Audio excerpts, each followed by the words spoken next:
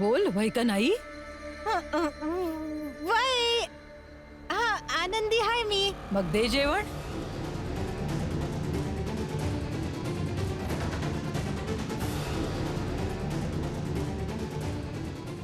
जिजाबाईचं खरं माहित करण्यासाठी यो खेळ खेळत हाय आत्या.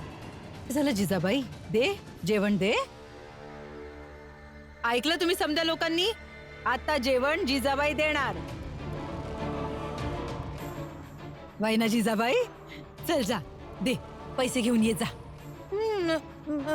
माझ्याकडे पैसे नाहीये. आहे की पैसे? आतमध्ये सांभाळून ठेवले ना पेटीत, जा घेऊन ये.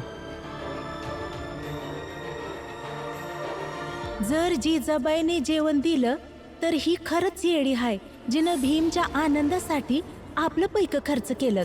आणि जर जेवण नाही दिलं तर मग आशा लावू शकतो काही येडी बनायचं नाटक करत आहे.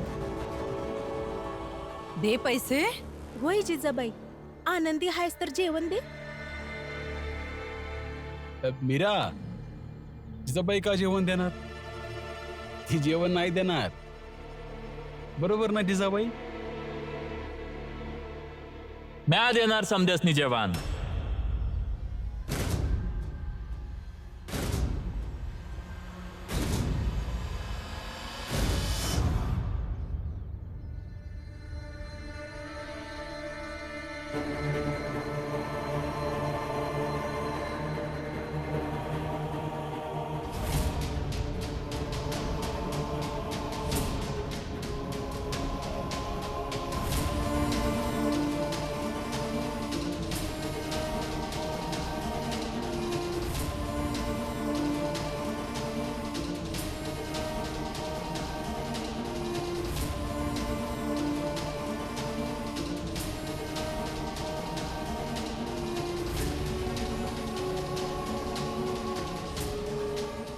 पुरुषोत्तम,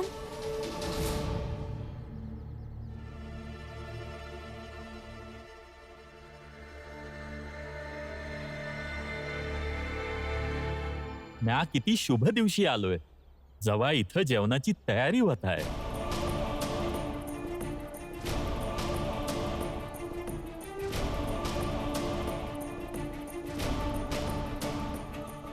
नितेश भाऊ, ह्यो तर पुरुषोत्तम आहे ना? हा, पुरुषोत्तम सारखा दिसत आहे. हो. पुरुषोत्तम आहे हा तर. पुरुषोत्तम है?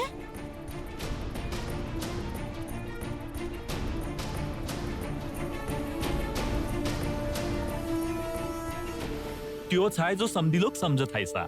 वर्षानं परत आलो हाय. खबरदार, जर एक पाऊल जरी पुढे घेतलं तर.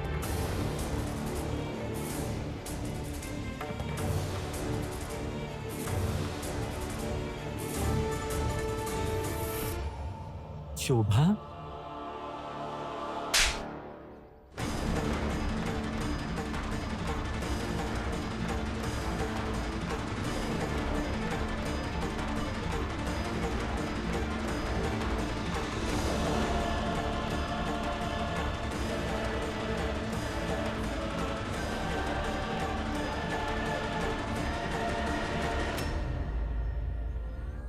वर्ष आधी सोडून गेला होतास ना, तर आता परत येण्याची काय गरज होती?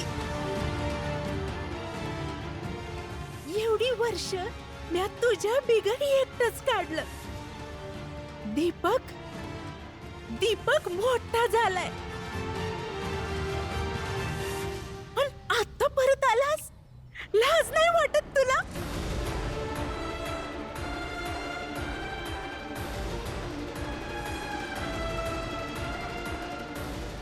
आई, हे कोण आहेत?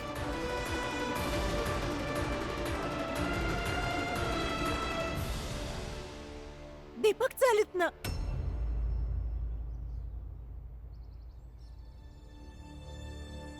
तू दीपक आहेस? कोण आहात तुम्ही? त्योच ज्यानं तुझं नाव ठेवलं होतं. तुझा बाबा, तुझ्या आईचा नवरा.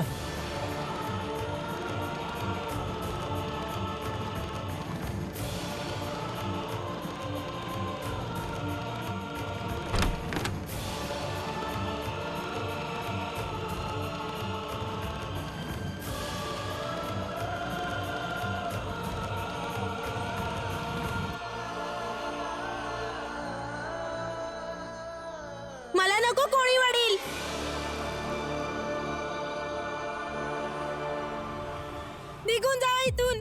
माझा कोणीच वडील नाही, फक्त मी आणि माझी आई आहे. फक्त म्या आणि माझा पोरगा आहे आणि कोणीच नाही, आणि कोणीच नाही आहे. निघून जा नाही तर डोकं पडून टाकेन. निघून जा. दीपक हा दगड सोड. भीम दादा, जर कुठला माणूस एवढ्या वर्षांनी येऊन बोलेल की हा माझा वडील आहे आणि माझ्या आईचा नवरा, तर काय मी याला मिठी मारू? डोकं पडून टाकेन याचं. दीपक सोड हा दगड. शांत हो. दीपक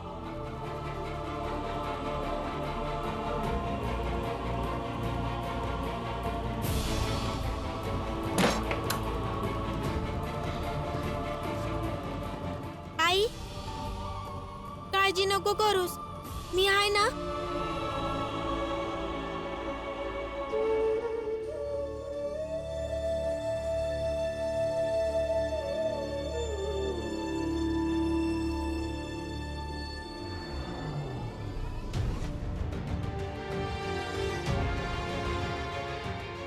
भीमराव, ऐकलं आहे तुझ्याबद्दल.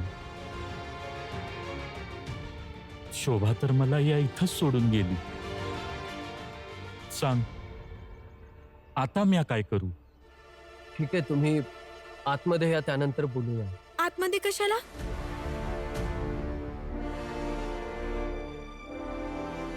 आतमध्ये यायची काय बी गरज नाही.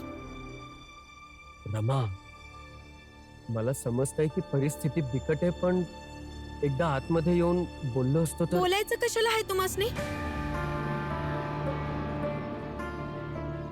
12 वर्षांनी परत आले आहेत तुम्ही. कसला नवरा आहेत तुम्ही? शोभा काकींनी फक्त कानाखाली मारली आहे. अशा माणसाला जेवढं मारावं तेवढं कमी आहे, जो जबाबदारीच्या नावावर पळून जाईल. या इथं जेवढी लोक आहेत ना, ज्यासनी जेवढी वाटत असेल तेवढ्या कानाखाली मार. पण आता मी लय त्रास सहन करून इथं आलो आहे. त्यामुळे म्हणतोय की एकदा आतमध्ये येऊन अजिबात काकूंशी बोलणं होणार नाही. यांना आतमध्ये यायचा काय बी हक्क नाही. बघितलं नाही तुम्ही? यांच्या येण्यानं शोभा काकी आणि दीपक दोघं आतमध्ये गेली आहेत. तुम्ही बाहेरच राहा. हे बघ रमा, एकदा त्यांना आतमध्ये तर येऊ दे, मग बघितलं जाईल. अरे चाळ कुणाच्या बापाची नाही हाय, जो कुणाला चाळीच्या आतमध्ये यायला थांबवल. शोभा, अगं नाटक नको करूस. चल बाहेर ये. अगं नवरा परत आला, त्याला आतमध्ये घेऊन जा. तवा सांगितला ह्यो की का पळाला होता आणि परत का आला.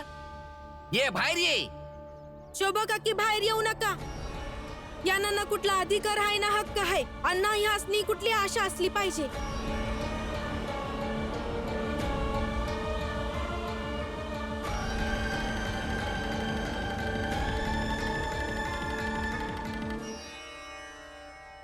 रमा, जरा समजून घे. काय समजायचं आहे? रमा बरोबर बोलते. काय बरोबर बोलते? जेव्हा बोलतील तेव्हाच तर कळेल ना काय झालं होतं. अरे एवढी समज तर आहे ना की शोभा काकी कशा राहिल्यात, आणि ह्यात आता समजायचं काय? लक्ष्मी पण तरी पण तरी बी काय, शोभा काकी बरोबर करतायत. हे बघा वहिनी, मी हे नाही बोलते की शोभा काकूंनी यावं आणि यांना स्वीकार करावं. मला एवढंच बोलायचंय की दोघं जर एकमेकांशी बोलले तर कदाचित- अजिबात नाही बोलणार. तू समजून घेण्याचा तुमची प्रयत्न. प्रत्येक गोष्ट मला समजते, पण ही गोष्ट मला नाही समजायची. बरोबर बोलत आहे रमा.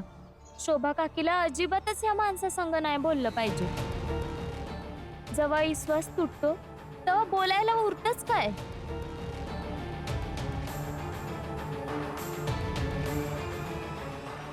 गुन्हेगार आहे विश्वास तोडल्याबद्दल. बस एकदा शोभा संग मला बोलू द्या. आमच्या नात्यामध्ये एकदा विश्वासाचा धागा शोधू द्या. जर उरलं असेल तर. अन पुन्यांदा नवीन एक आयुष्य सुरू करू द्या. आणि हे समजा करून काय बी नाही मिळालं तर मरून जाईन, पण त्रास द्यायला पुन्यांदा नाही येणार.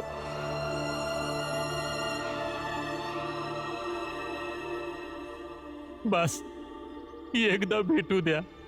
काय मरून जाईल करताय तुम्ही? तुम्हा पुरुषांकडे शेवटचं हत्यार एवढंच उरतं. बोलतात की मरून जाईल, आणि आम्ही बायका समजा इसरून तुम्हासनी माफ करायचं का? कारण तुम्ही जिथे राहावं.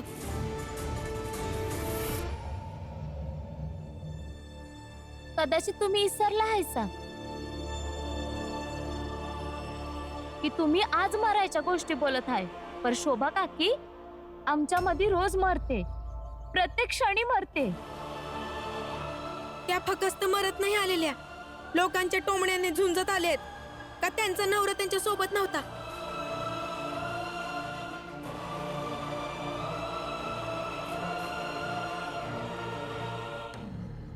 बरोबर बोलत आहे रमा. मरून गेली असती, पर मेली नाही ती. का माहिती आहे?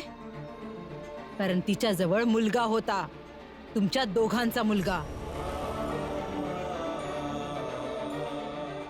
त्याला ती सांभाळत राहिली, दुःख सहन करत राहिली, समद्यांचं टोमणं ऐकत राहिली, पर तरी भी जिवंत राहिली. आता या चाळीमध्ये बायकांना ठरवणार आम्हा पुरुषाचं भविष्य. पुरुषोत्तमाला आहे, त्याला आपल्या बायकोला भेटायचा हक्क आहे. जा पुरुषोत्तम, भेट आपल्या बायकोला, जा. आम्ही तुम्हाला आतमध्ये नाही जाऊ देणार.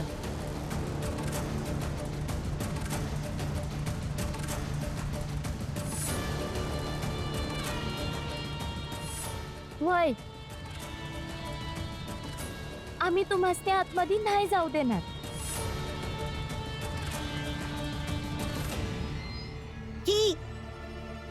ही जी बाई मध्ये उभी आहे ना, ती अशीच सतत मध्ये येते. हिचा हात पकडून हिला बाहेर का नाही काढत तुम्ही? मला तर ही बाई अजिबात आवडत नाही. माझ्या हातात असल तर मी हिला अशा जागेवर सोडून आले असते ना, जिथनं ही परत कधी आलीच नसती. जिजाबाई तुझं नाटक बंद कर.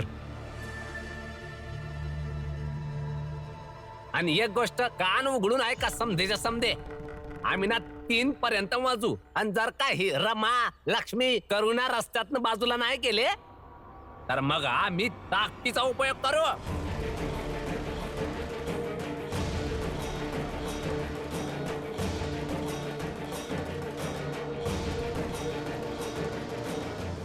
काय बोललात तुम्ही? ताकदीचा प्रयोग करणार?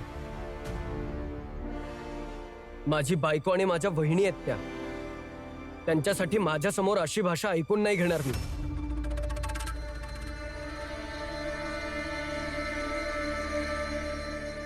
आणि कुणाची एवढी लायकी नाही की ते आम्हासनी काय बोलतील. आणि जर कुणी पण ताकदीचा उपयोग करायचं बोललं ना, तर हिथंच आपटून मारीन. मी इथं मारामारी भांडण तंटा अजिबात नाही इच्छित. बस शोभाला भेटायचं हाय. पण त्यांना तुम्हाला भेटावंच वाटत नाही ना? जर भेटायचं असतं तर त्या थांबल्या असत्या, पण त्या निघून गेल्या. मग तुम्हाला कशाला जायचं त्यांच्या मागं? करुणा, हात सोड रमाचा आणि इथं ये. लक्ष्मी, तू बी इथं ये. नाही, आम्ही नाही येणार. करुणा, माझं ऐक तू. असं का कुणाच्या बी मुद्द्यात उगाच पडायचंय? रमा, तू देखील बाजूला हो त्यांच्या मार्गातून. तुम्ही पण जबरदस्ती करा. तुम्ही जबरदस्ती केली तर कदाचित मी बाजूला व्हाईन, सहज बाजूला नाही होणार. भीम, काहीतरी कर. का बायकोच्या पुढे घाबरलास? पुरुषोत्तम, तू इथंच थांब. रमा, लक्ष्मी, करुणा, तुम्ही तिघी शोभा संग बोला. बघा ती काय बोलती. फक्त बोलू का समजावं बाबा?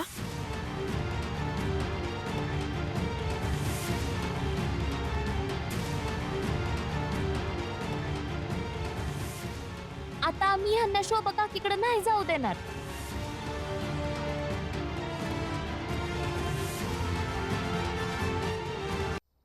आनंद, या अशा नाही ऐकणार.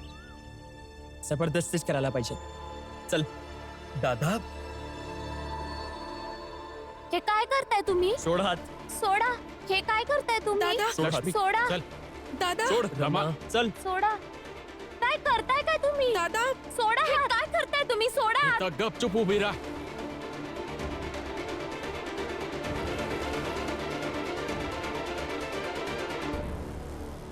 रमा, रमा तूही हो ना बाजूला. तुम्ही जबरदस्ती करा तेव्हाच मी बाजूला व्हाईन.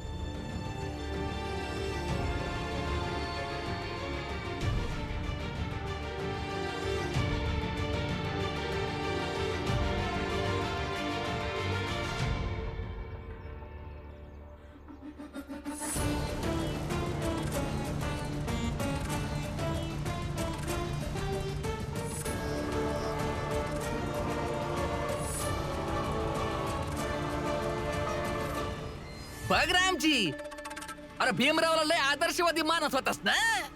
भीमराव भी बाकीच्या पुरुषांसारखाच आहे. आज जेव्हा पहिल्यांदा गोष्ट पुरुषांच्या आत्मसन्मानाची आली तर तो जातोय ना आपल्या पत्नीला रस्त्यातून बाजूला करायला. अरे हेच तर काम जोखू आणि इतर पुरुष बी करतात. तेच काम करायला भीमराव चाललंय.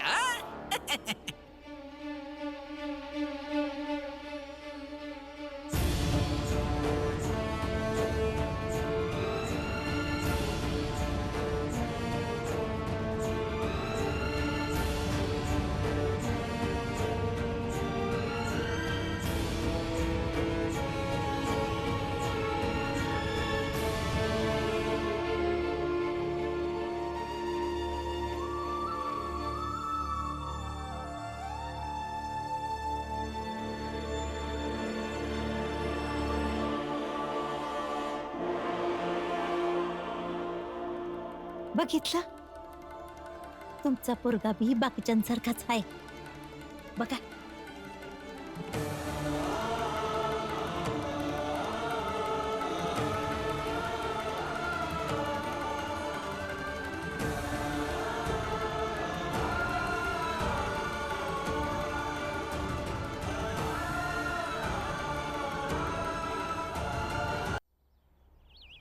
हे बघ रमा, जर मी तुला इथून जबरदस्तीने घेऊन गेलो असतो तर मुद्दा केवळ एवढा नसता की मी तुला जबरदस्तीने ओढून घेऊन गेलो.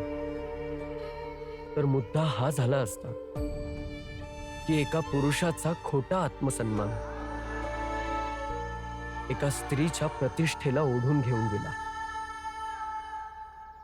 आणि मी हे कधीच नाही करू शकत.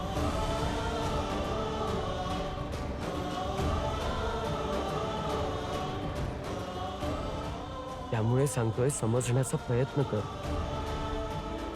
काही गोष्टी तुझ्या माझ्या हातात नसतात.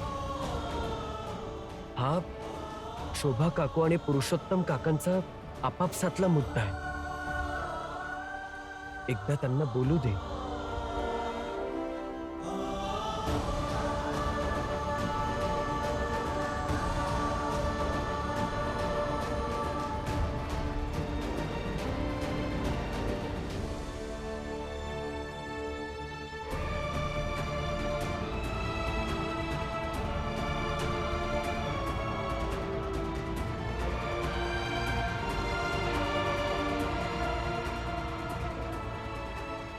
जा काका, तुम्ही बोलून घ्या काकूंशी.